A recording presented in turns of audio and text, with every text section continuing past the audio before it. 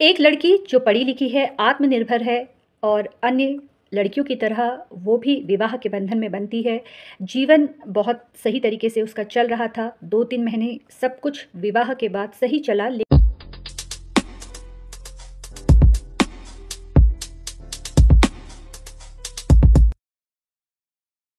लेकिन अचानक उसे ये एहसास होने लगा कि उसका विवाह एक गलत व्यक्ति के साथ हो गया है। क्योंकि पति के द्वारा, पति के घरवालों के द्वारा बार-बार उसे ताने दिए जा रहे थे।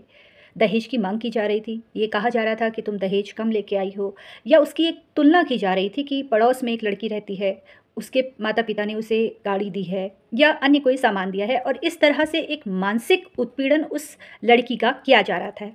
बार-बार उसे कहा जा रहा था कि तुम अपने मायके जाओ और कुछ पैसा लेके आओ।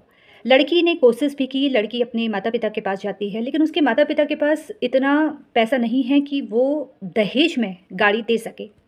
कुछ दिन के बाद ये जो मानसिक उत्पीड़न है, वो शारीरिक उत्पीड़न में परिवर्तित हो गई। लड़की के साथ मार-पिटाई होने लगी, ससुराल पक्ष उसे परेशान करने लगा, शारीरिक और मानसिक रूप से उसे टॉर्चर करने लगा। और एक दिन उस लड़की को इतनी बुरी तरह से पीटा गया, जिससे उसकी हालत ख़राब हो गई और उसे उपचार के लिए हॉस्पिटल भी लेके नहीं ले जाया गया। अब ऐसी अवस्था में जब उसकी हालत ख़राब हो गई, शारीरिक उत्पीड़न उसके साथ हुआ, वहाँ पर स्थिति ख़राब होने के बाद उसकी मृत्यु हो गई।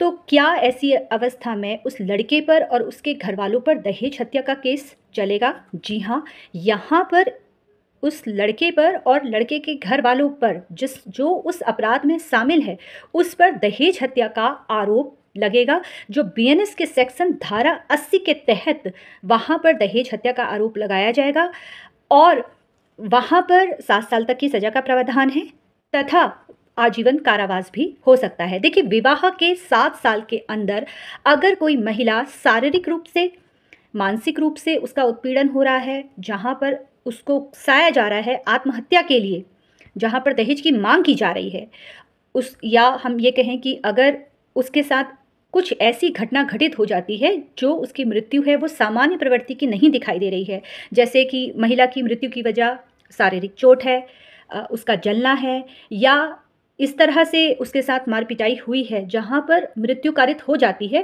तो ये दहेज हत्या कहलाएगी। इसके अंतर्गत 7 साल की सज़ा का प्रावधान है, साथ में आजीवन कारावास भी हो सकता है और साथ में जुर्माना भी हो सकता है। अपराध ये लागू तब होता है जब किसी महिला की मृत्यु विवाह के 7 साल के अंदर इस तरह से घटना घटित हो जाती है जहाँ पर उसकी मृत्यु सामान्य परिस्थितियों में नहीं हुई हो और